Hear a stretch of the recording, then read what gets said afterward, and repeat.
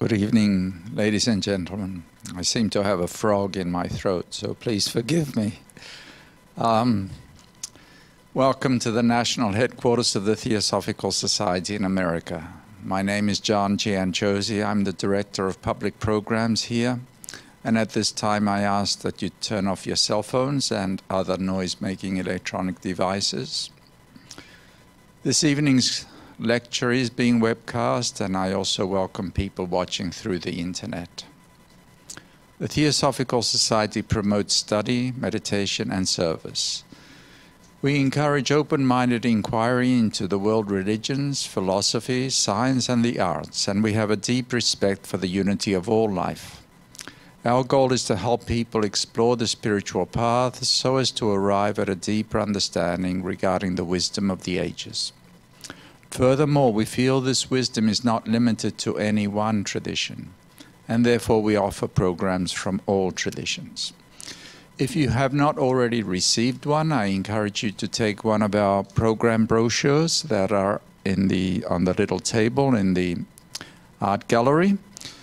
That is the new program brochure for the fall season. That starts officially with this evening's Thursday lecture. Although it really started on Saturday with our big open house event. But this is our first Thursday lecture in the lecture series for the fall. In that brochure, you'll find the rest of the lectures that are scheduled for the rest of this season. That goes through September, October, November, and December. And you'll also find many events and workshops that are listed in there that usually take place on a Saturday. All these programs are also listed on our website, and I encourage you to visit the website and scroll down on the programs, because if you find any of these workshops or classes interesting and you would like to participate, you can register online, and we encourage you to do that. We are a membership organization, and we are always happy to have people join the society. But what we offer here is for the public at large, and everyone is always welcome to come and make use of the resources that we have here, even if it is only to come and enjoy the 40 acres of parkland. And if you wish to visit the library or the bookshop, you're always welcome. And certainly, you're welcome to participate in any or all of the programs. Now, this evening, I'm happy to introduce to you Neal Harris. Some of you may know him. Neal is a licensed clinical professional counselor with a master's degree in counseling psychology. He owns and manages Relax for Life, a holistic education and service center. In 1995, he created the first permanent outdoor labyrinth in Illinois, and has consulted and created other public labyrinths, including the one at the Theosophical Society, and many of you have probably visited that one. He also makes fabric or traveling labyrinths from fabric, wood, and plastic finger labyrinths as well, and has created manuals for creating your own outdoor labyrinth. Neal is both a founding member of the Labyrinth Society and a certified facilitator. This evening, quite appropriately, Neal will speak to us on the mysteries of the labyrinth. Please join me in welcoming Neal Harris.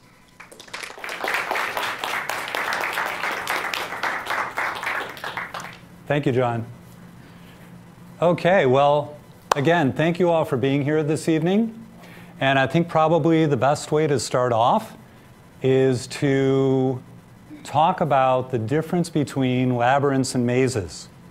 So how many of you are familiar with that difference? Show of hands. Okay, well, quite a few of you.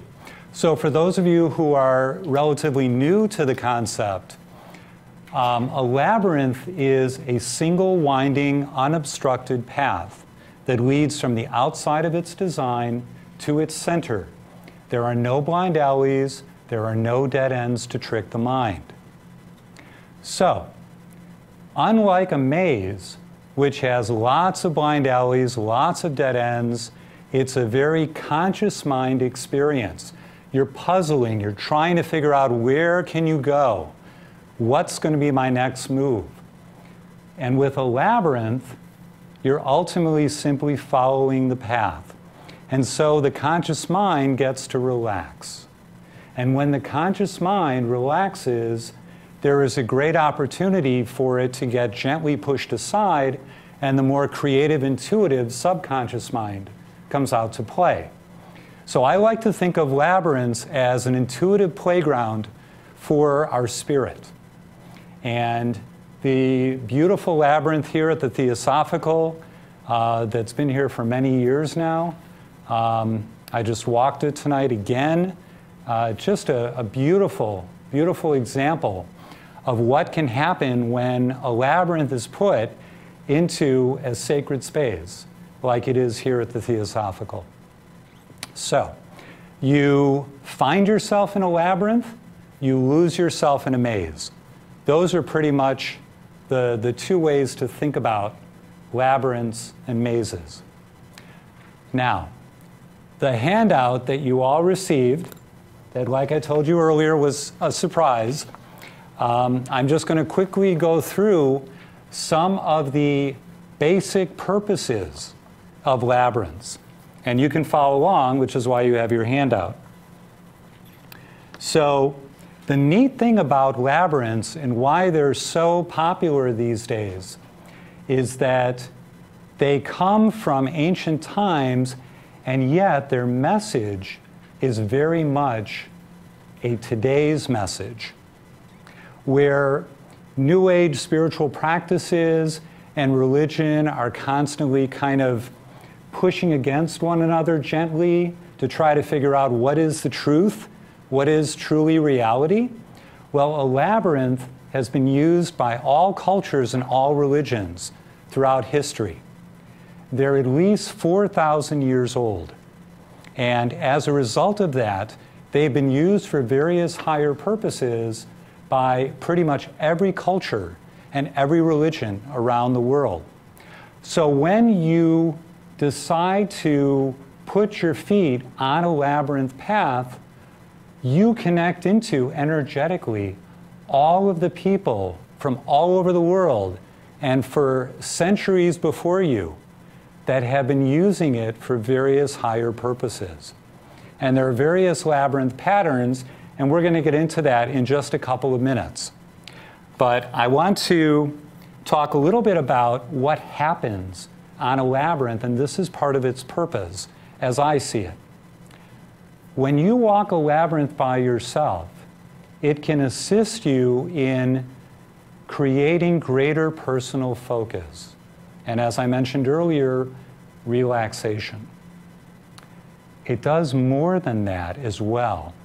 So when you walk it with others, what tends to occur is that a mirror gets gently held up in front of you. And you begin to see in other people who are walking it with you the kinds of thoughts and behaviors and perceptions and understandings that you hold.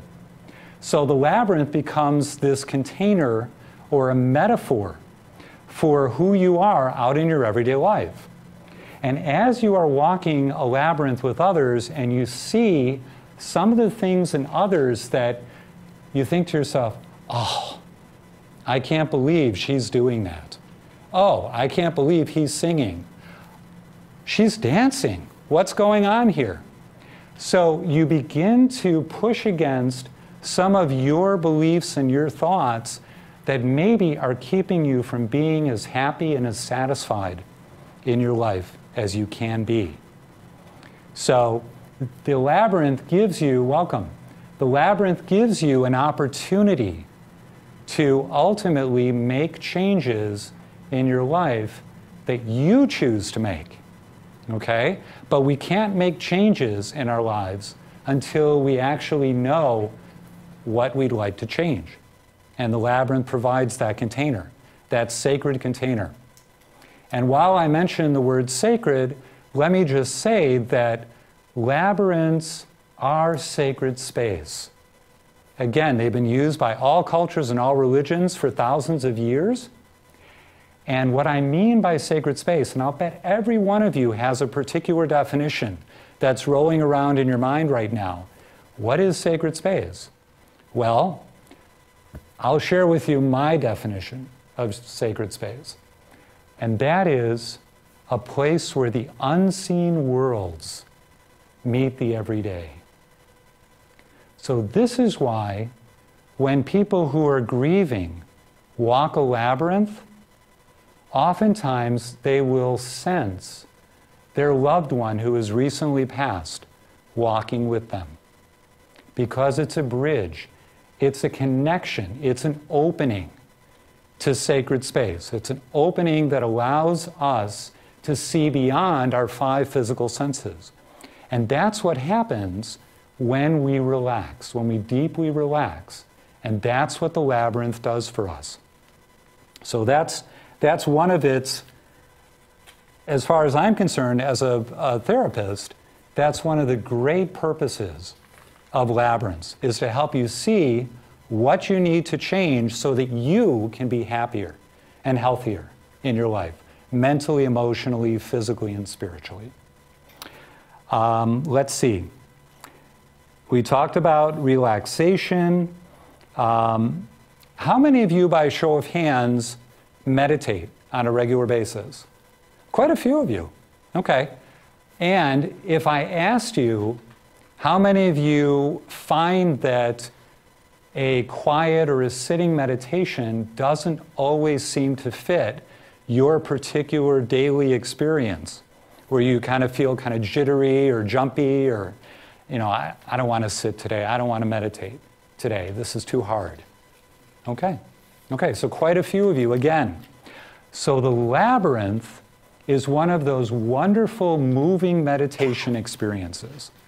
So for people who have difficulty sitting and connecting with that quiet space within, labyrinths can be that wonderful way to add movement, bless you, add movement together with introspection. And that makes it so much easier to meditate. It makes it so much easier for some folks to pray, especially if you're used to walking in, let's say, wonderful natural environment when you pray. Well, a labyrinth gives a little bit of a container to that movement, where you're just kind of going around and around and around, and you finally get to the center. And so this is an opportunity where folks for thousands of years have believed that in the center of a labyrinth is where you're closest to touching the face of the divine, whatever that means for each individual. So again, crossing all cultures, all religions. So what happens in the center? When you're touching the face of your god or goddess, that's the best opportunity for prayers to be answered, for questions to be answered, for opportunities to actually be able to gain strength from that divine nature that we're all connected into. And again, when we relax, we have a much greater opportunity for that to happen. So I'm getting a little ahead of myself. Let me jump back for a moment, and let's just talk a little bit about what we do in a labyrinth.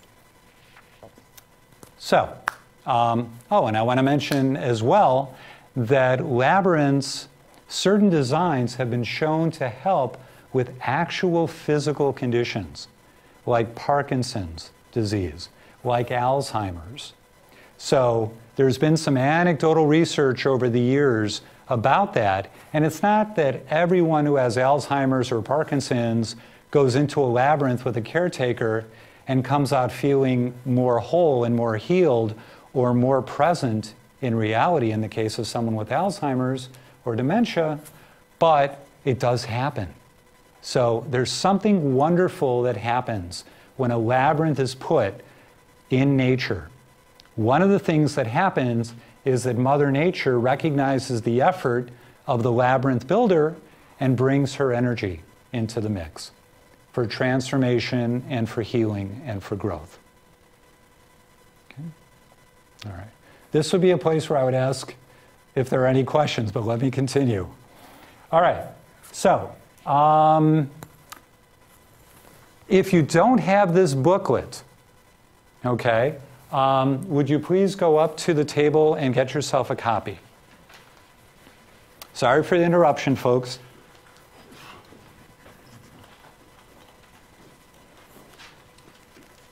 Talk amongst yourselves. I'll give you a topic, labyrinths.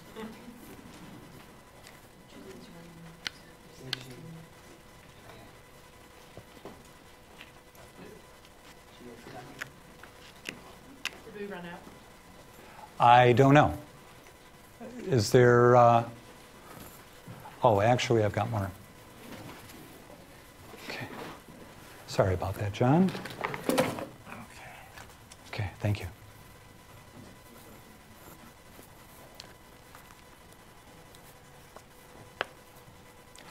So, as you're getting your booklet, there's a lot of information in here about the history of labyrinths, about ideas for using labyrinths individually and in groups. But before we continue, I'd like to go ahead and show you a short video clip of one of my colleagues. He's from Vermont, but now he's living in Glastonbury, England. And he's one of the foremost individuals in sacred geometry in the world. His name is Sig Lundgren. Some of you may have heard of him, a master dowser. And he's going to talk to you a little bit about his take on the history of labyrinths. Thank you, Harry. We are in Vermont, and I'm sitting here with Sig Lundgren. Sig is a friend of mine, and actually one of my first teachers, especially around the ancient sacred sites and earth mysteries.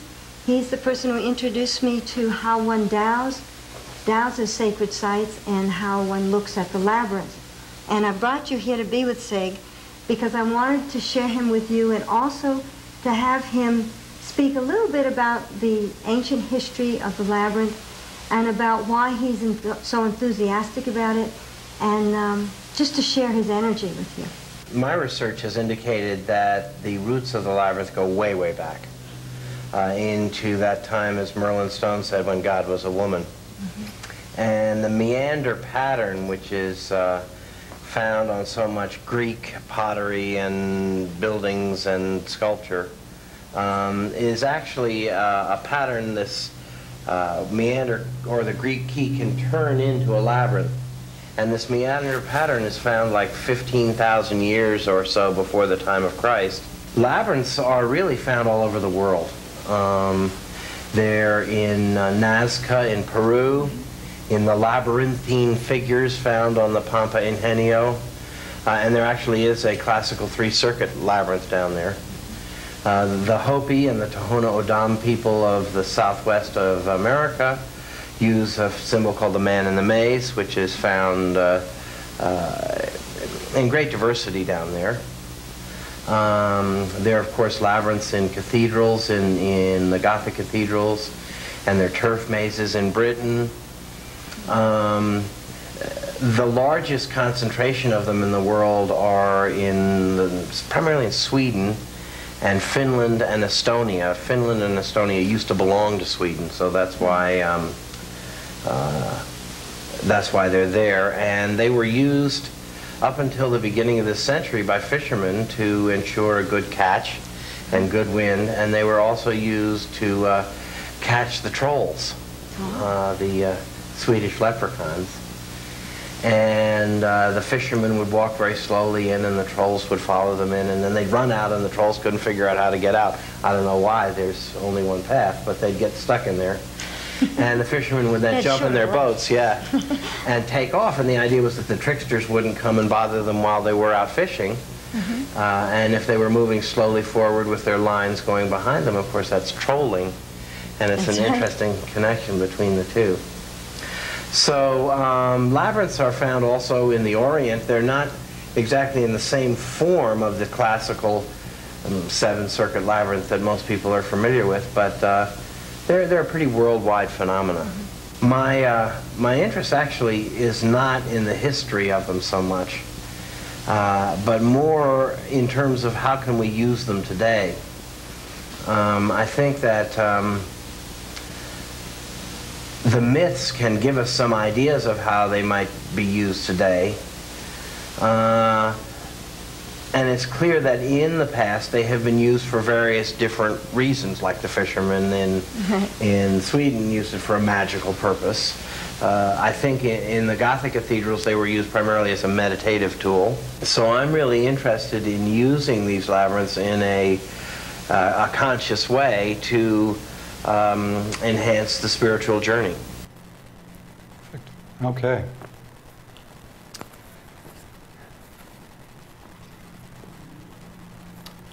Okay, now that everyone has a booklet in hand, if you'll go ahead and turn to page 8. Just going to share a little bit about some popular patterns, including the one here at the Theosophical, and we'll be going into a bit more detail on Saturday at the workshop here. So, probably the most famous labyrinth pattern in the world is the one at Chartres Cathedral. By a show of hands, has anyone here been to Chartres? Okay, very good. So there is a lot of Christian mysticism and symbolism in this pattern. And some of that involves what was going on when this pattern was adopted, most likely from the Druids in the 13th century and placed in the cathedral. A big part of the symbolism revolves around two places in this pattern.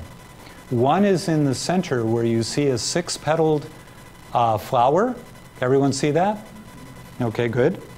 And the other is the teeth around the outside of the design.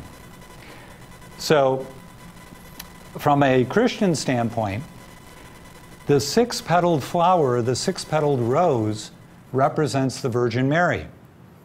But if you're looking at it from a more secular or scientific standpoint, it can also represent the 6 levels of creation. So as you look at the first petal on the left, that would represent the mineral kingdom. The next petal would represent the plant kingdom or the vegetable kingdom. The next one going around would represent the animal kingdom. The next one would be humankind. The next one would be the angelic realm. And the final one would be the great mystery, the great unknown. And so it is felt, and I've certainly had the experience, where if you walk into a labyrinth with a question or a concern or an issue, and you're kind of holding on to that issue as you're moving from the outside of the design to the center, when you get to the center, you can choose a petal of that 6-petaled rose or flower that represents the kingdom that you think might have a good answer for you. So if you're having a concern about, for example, patience, well, you could think about the mineral kingdom is pretty patient. You know, they just hang out for thousands, hundreds of thousands of years. Plants are pretty patient too. So you might want to hang out in one of those first 2 petals to get an answer to how can I be more patient? You know, so that's an example of that. Now the second area that has this symbolism especially are the teeth around the outside of the pattern. And those teeth is what we believe the ancients used to tell when the lunar feast of Easter occurred. Okay, there's 113 teeth. So it's very much like a sundial. And so that's just a little bit about the symbolism of that one. Let's turn the page and let's go to what we believe was the precursor to the Chartres design. And this one is called the simple Chartres or the dromenon. And the dromenon is a word that comes out of the Druid culture. So this is why we believe that the chart pattern came out of the Druid culture. It just kind of got fancy in the 13th century when it was inlaid into the floor of various cathedrals in France and northern Italy. So the simple chart is very secular. It doesn't have the petals in the center. It doesn't have the teeth around the outside. There's still symbolism in here.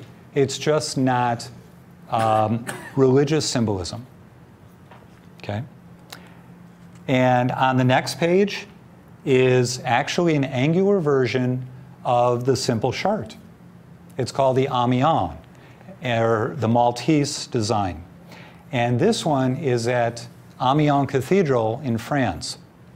It's a very beautiful labyrinth.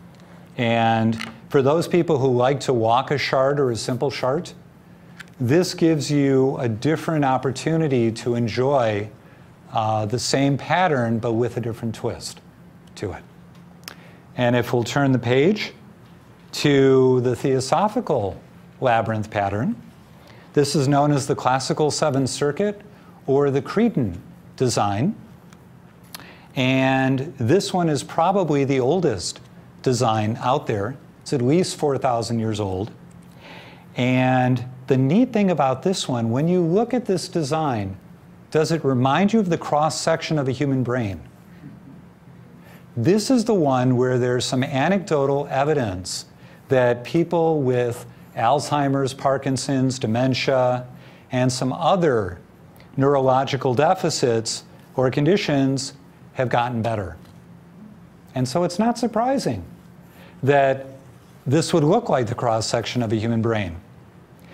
And on Saturday, we're going to learn how to use this design when we go outside to walk the Theosophical Cretan design.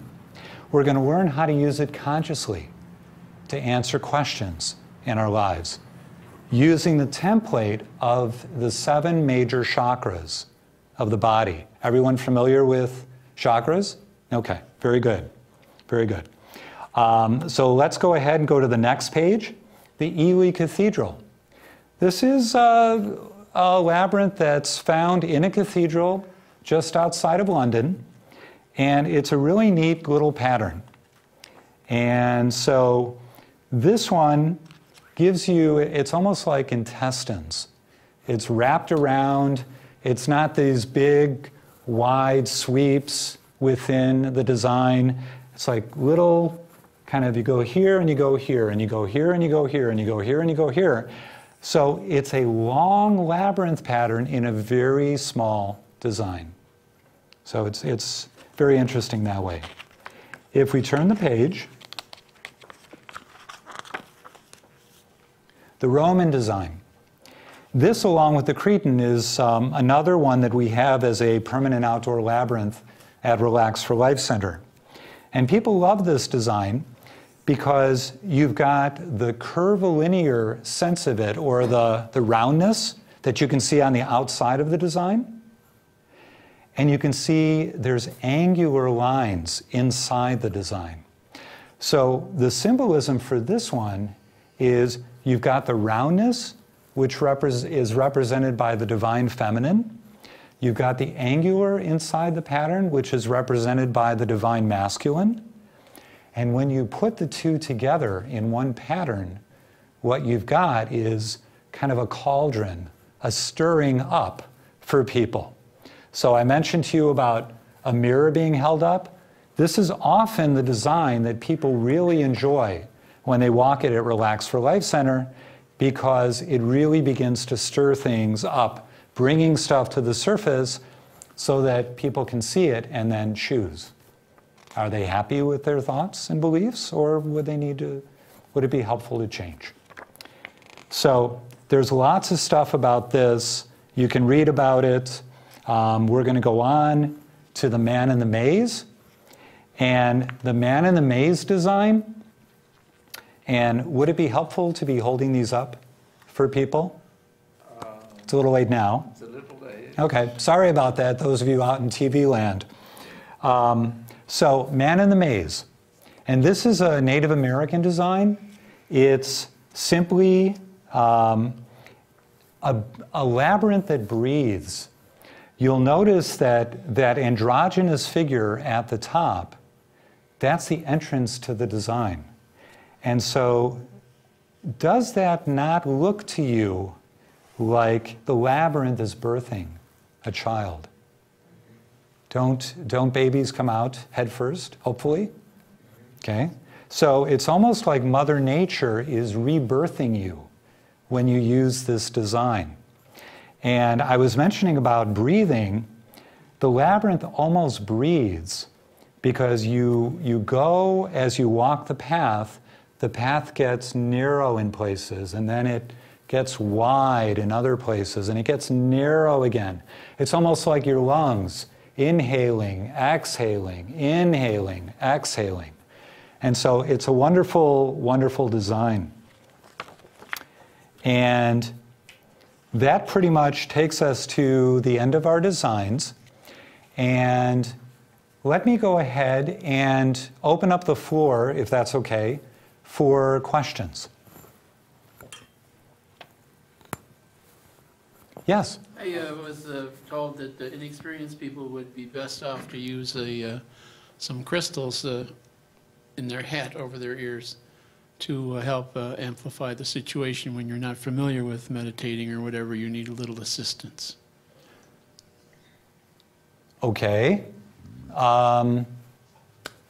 That's certainly fine. I think that we have all the tools within us to be able to go deeply within, as well as to enjoy a labyrinth experience. So that's not contradicting what you're saying. It's just saying that I don't think it's absolutely necessary to have that, to have the crystals in your hat. But that's interesting. Just for the inexperienced. Okay, okay. Well, thank you for that. Good. All right. Other questions? And as you're thinking about that, any experiences that any of you have had on the labyrinth here at the Theosophical, or any other labyrinths that you'd like to share? Yes? I walked. Hold on. Okay. Oh, okay. Thanks. I walked a labyrinth at the Charles Schulz Museum in California. They had a labyrinth that was designed to look like Snoopy. It looked like his head, and it came close to the one that looks most like a brain. And when you reached the end of it, you reached his nose. And there was such joy that was felt by my friend and I when we walked it. We came in very prayerfully and quietly, and when we reached the end, there was just such joy. And I just wonder if there was something possibly in the design of the labyrinth that would create that, other than the fact that it looked like Snoopy. Nice, nice. Yeah. Thank you for that. Sure. Yeah, yeah. Yeah, and that's the thing. When labyrinths show up at cathedrals, they tend to bring with them a little bit of religious baggage. And what I mean by religious baggage is that there's particular ways to act in a church. There's particular ways to act in a synagogue. There's particular ways to act in a mosque, and you don't breach those social mores, those rules that are set up that way. With a labyrinth, there are no rules. There's simply guidelines that can help you have a deeper experience. And so let me go ahead and simply share with you something called the Ancient Threefold Path. And the Ancient Threefold Path is something that the Neoplatonic monks in the 13th century, who would be sharing how to walk these inlaid labyrinths at the different cathedrals in Europe, how they would show the parishioners how to do that, and do that as if they were following in the footsteps of Christ. So, and this is where Christian mysticism, I think, really came into its own, and unfortunately it hasn't really survived until the Labyrinth revival, which ultimately brought it back up into people's consciousnesses, again, from all different religions. So the idea here is that you enter a labyrinth, you pause at the entrance, and you choose to enter sacred space. And everyone remembers what I shared about what sacred space is, or at least my definition of it.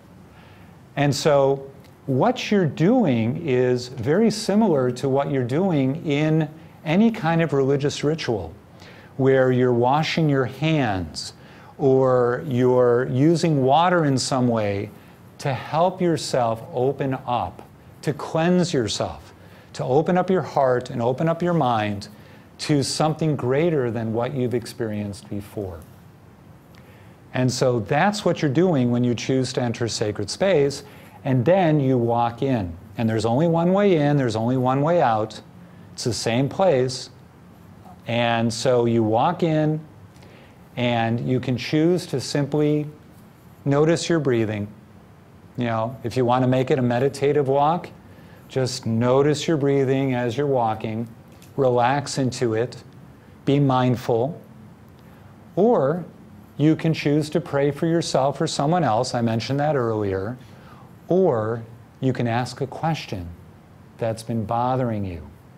And when you decide to ask a question or bring up an issue for yourself that you've been thinking about it for a while, you've been wondering about it, maybe you've been gnashing your teeth a little bit about it. And so this is an opportunity to get divine help with it. So you walk in, you think about the question, you feel the question.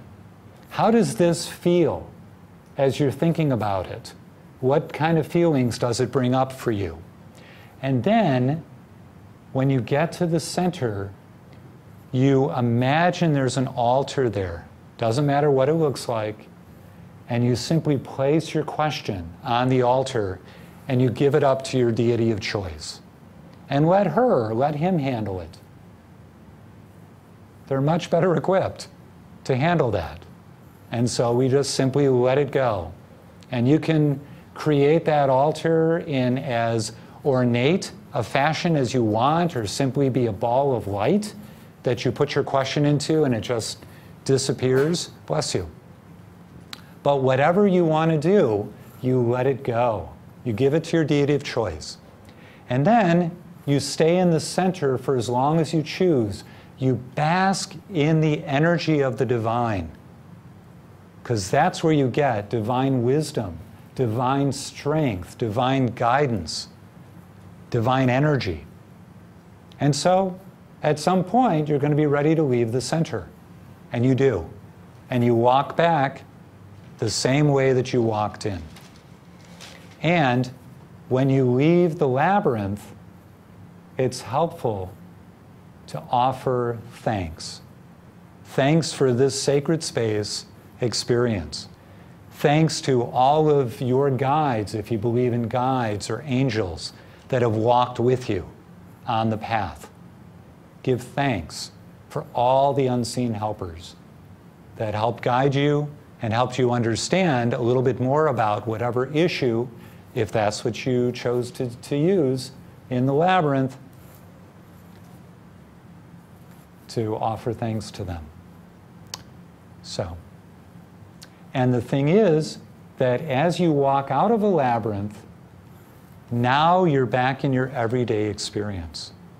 So you're taking divine wisdom, divine strength, divine energy, divine direction back into your everyday life to enrich you, to enliven you, to strengthen you. And oftentimes, people will walk slowly into a labyrinth to the center and then hop or skip when they come out, because they're so full of this divine energy that they get. They feel so much lighter. I'll share with you one quick story. Almost 20 years ago, when I built my first labyrinth, it was in our backyard in Lake Barrington. And I invited people to come and walk it. And this one time I had maybe a middle-aged couple come and walk the labyrinth. And this was an 86-foot stone chart design labyrinth. So it was pretty big. It took up most of the backyard. And they walked it quietly, walked it slowly, and afterwards I sat and I talked with them. And they related to me that they just had twin grandsons that were born. And they were born with a condition that they weren't going to survive.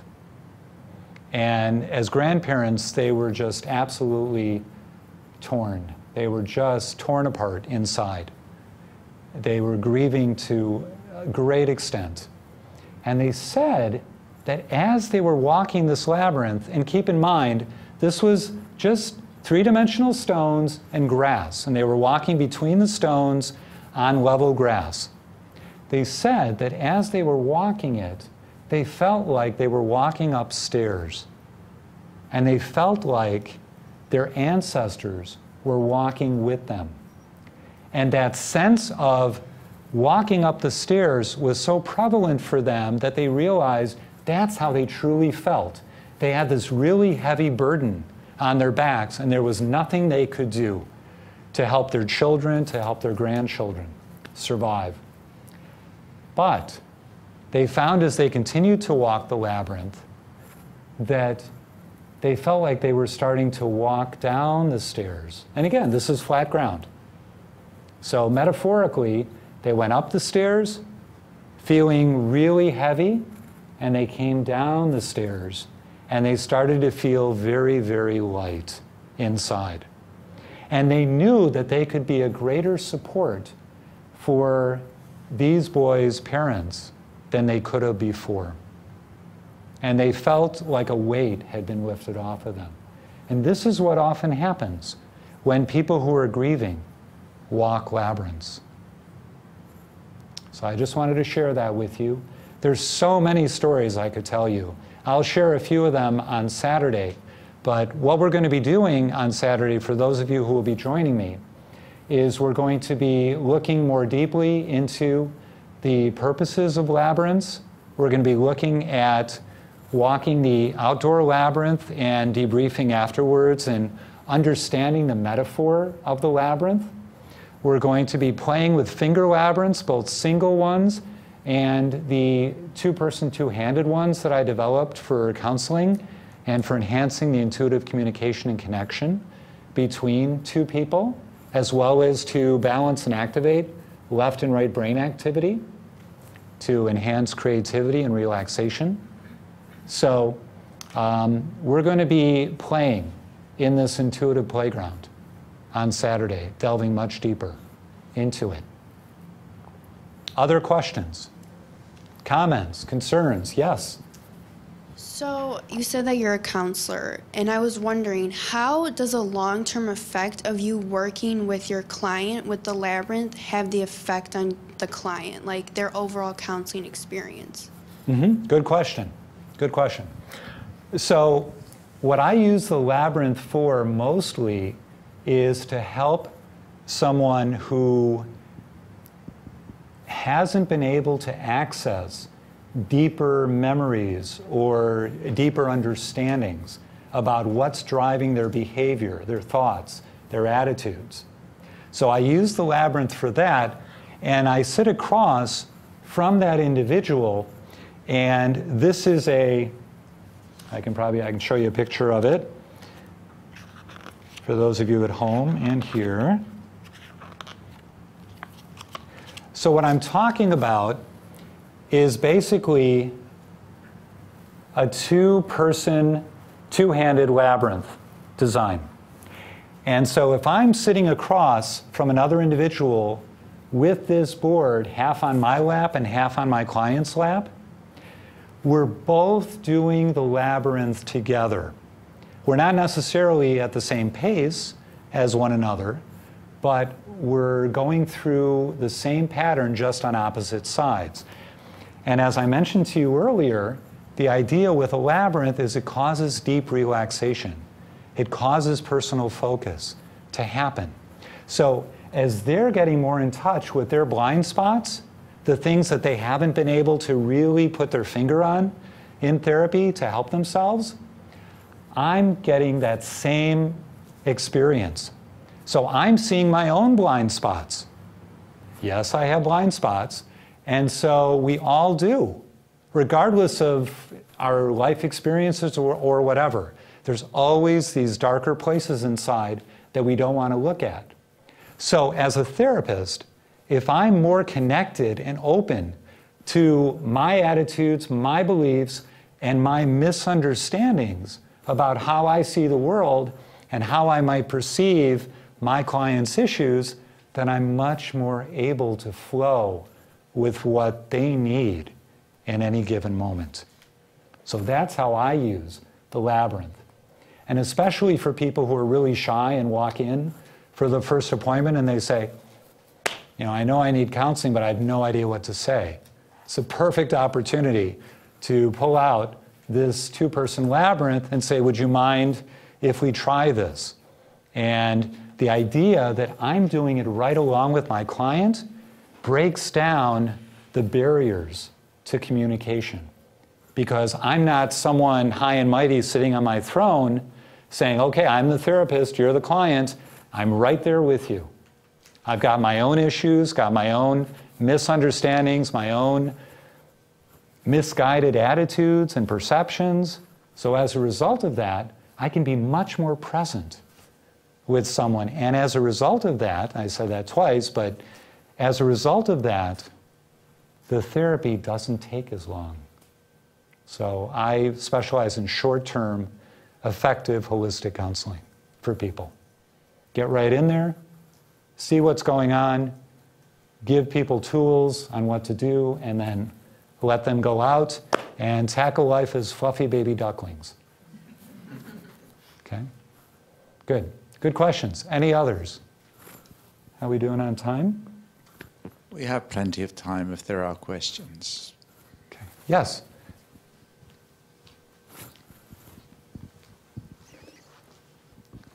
Thank you, Neal. Can you, I mean, you've talked about walking a labyrinth, but can you expand a little bit on how you actually do walk a labyrinth? I mean, you know, some people say that it must be a very quiet, reverent experience. And I'm not so sure I quite agree with that, so I'd like to get your standpoint on that. Thank you for that question. And yeah, anything goes. Anything goes that's even a little bit socially appropriate. I can say over the past 20 years, individually and in groups, that I have done pretty much everything that you can possibly do on a labyrinth. And I didn't do it just because it was there to do. I did it because through the relaxation that the path afforded me, that information kind of bubbled up into my heart and into my head about, oh, why don't you try this? And when you're with other people, the tendency would be, oh, I'm not going to do that. That's going to be embarrassing. I'm certainly not going to try that. But this is where that intuitive wisdom comes in. This is where that part of ourselves that gets triggered by walking a labyrinth or finger walking a labyrinth, it starts to bubble up, and if you honor that, if you honor it, then you have a great opportunity to see what's on the other side of whatever you're honoring. If you fear it, if you say, no, I can't do that, then you're just missing out on the possibility of who you can become if you honored that wisdom that came bubbling up. So things that I've done on labyrinths, I've stood on my head in a group of 99 women and me. Okay? Yeah. It was the first thought in my head after this came up to stand on my head was, you're just going to embarrass yourself. What are you thinking? But that was conscious mind stuff. That wasn't my intuition talking. My intuition told me, try standing on your head, see what the experience is. So I stood on my head, and what I saw was something beautiful. I could watch all of these women walking through the labyrinth in whatever way they were walking or crawling or dancing, and they all looked like butterflies to me. And I would have missed that experience had I not honored what had bubbled up into my heart, into my head. If I'm walking along on a labyrinth and the thought comes to me, wow, I wonder what I'm going to be like. I wonder how I'm going to walk these things when I'm 90. Okay. It was just a thought that came out of somewhere, so I'm going to honor it. Well, I'm probably going to have a cane, and I'm going to walk probably a lot slower than I usually walk, and so I'm walking through a labyrinth like this until something inside of me says, you're done. You've had that experience. Let's move on. Okay? Just like leaving the center of a labyrinth, you get that sense of, I've had enough basking in the divine energy. I can go, I can bring that back out into my everyday life. So I've crawled, I've jumped, I've hopped, I've skipped, I've danced, I've walked backwards, I've walked naked, not with people, but so in the confines of, but so anything and everything is possible with a labyrinth. Just play in sacred space and just remember that every time you walk a labyrinth, it's going to be different.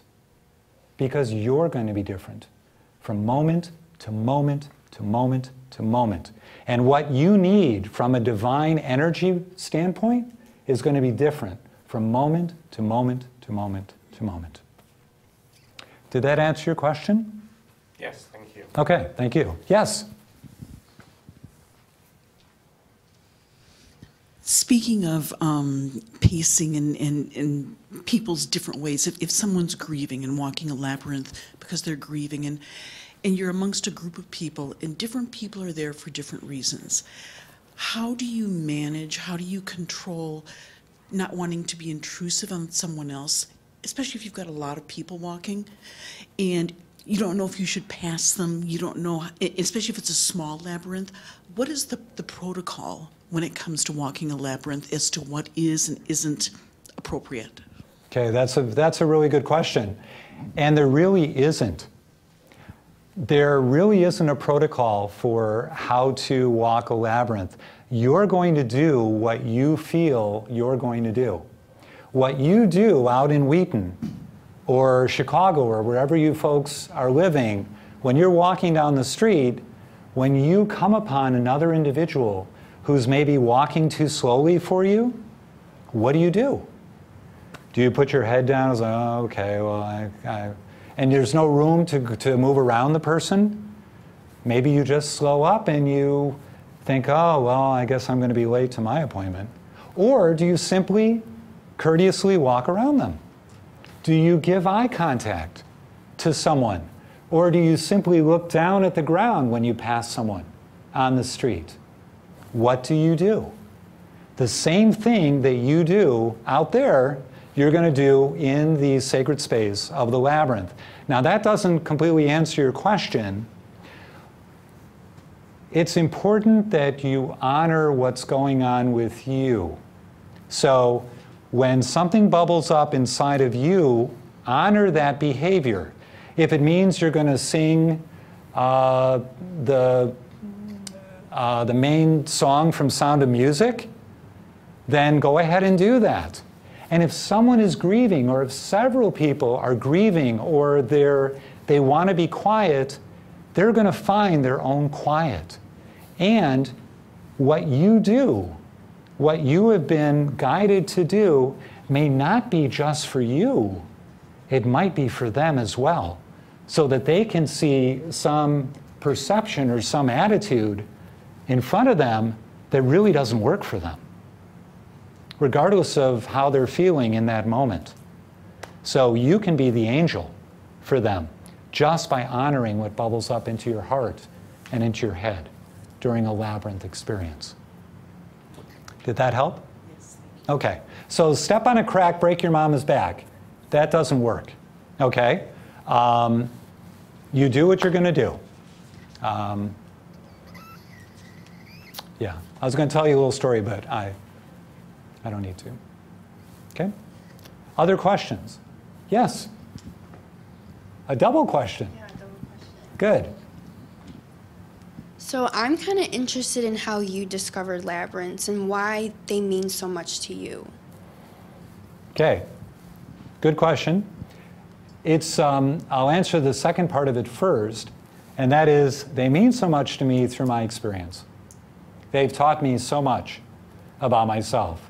They've held up that mirror in front of me so that I can look at myself and truly see what's going on. And that doesn't mean that the next time I walk a labyrinth, I won't get even deeper into that and see other things that were kind of in the dark about me that now finally are coming to the surface.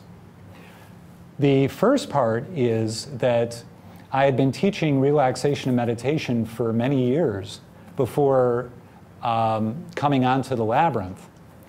And I was just grabbed by it. I was reading an article in New Age magazine, and I'm looking at it and I'm thinking, what is a labyrinth?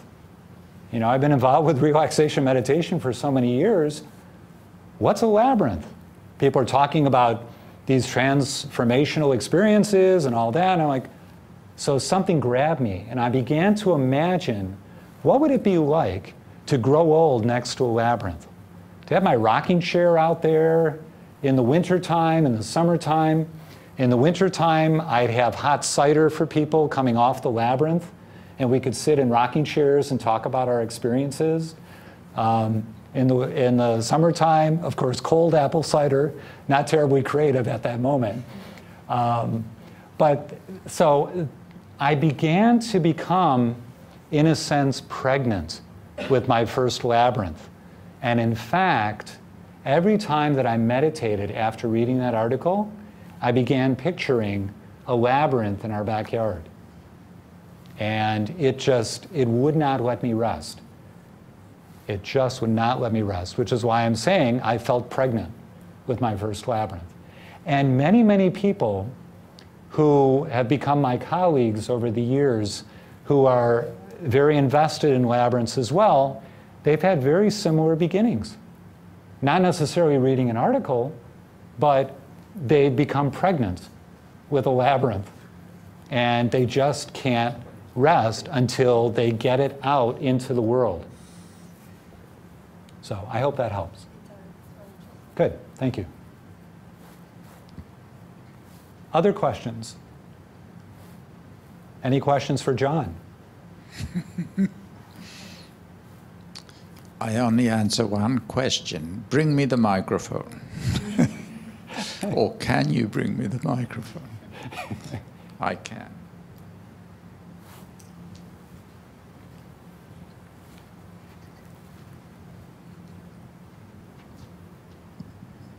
This isn't actually a question, but it's an experience, a labyrinth experience that my friend Yvette introduced me to labyrinths actually here at the Theosophical Society. Wonderful. And we would come on Sunday mornings before the Sunday morning group meditation. And there was one beautiful Sunday morning, you know which day I'm talking about, beautiful Sunday morning, we were out there all by ourselves, and it was like 8:30 in the morning. It was beautiful.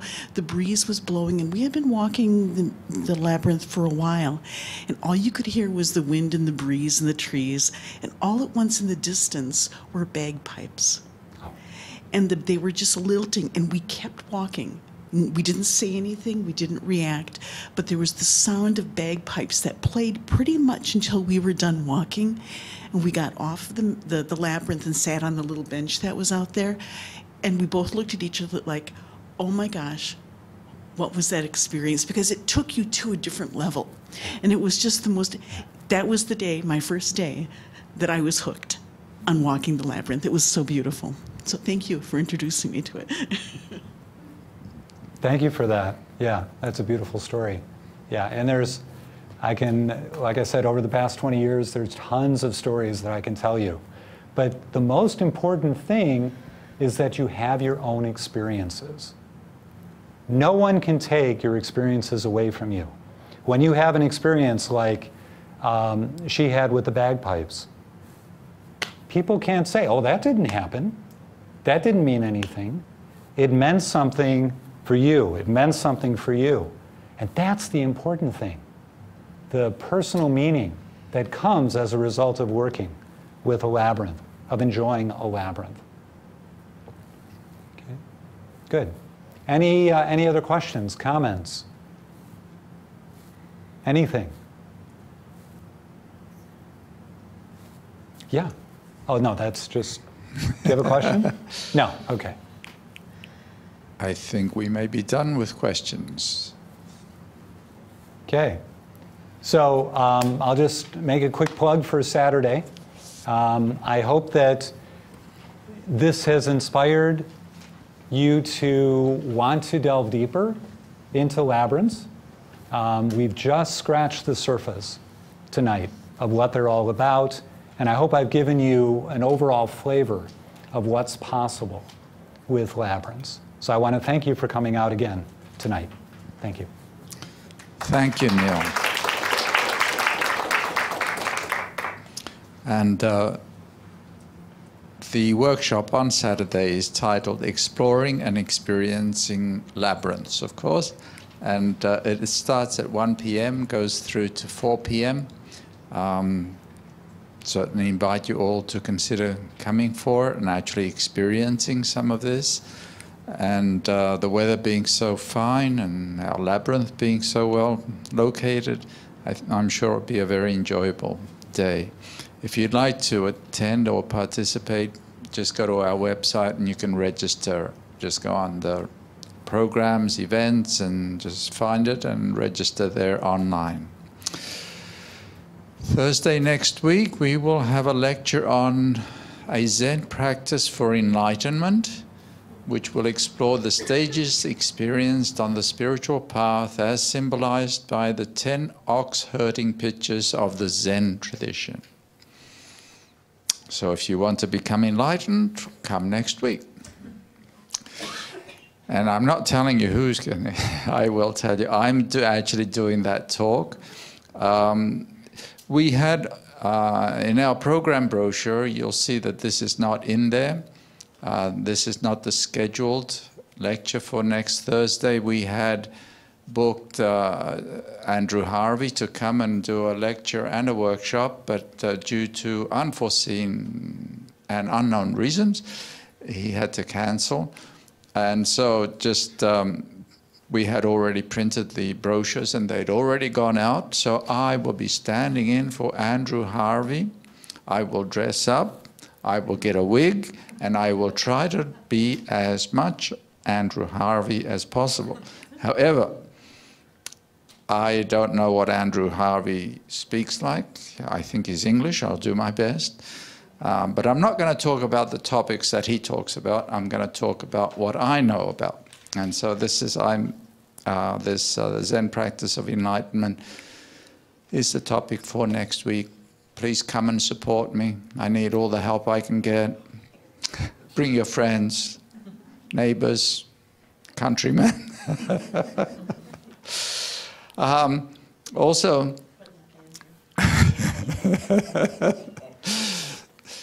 Friday next week, we're having celebrating the autumn equinox with an abundance meditation celebration. And that is being led by Samadhi Banks, who's a Kundalini yoga instructor, and she teaches a variety of things and has done workshops and classes for us here as well as lectures.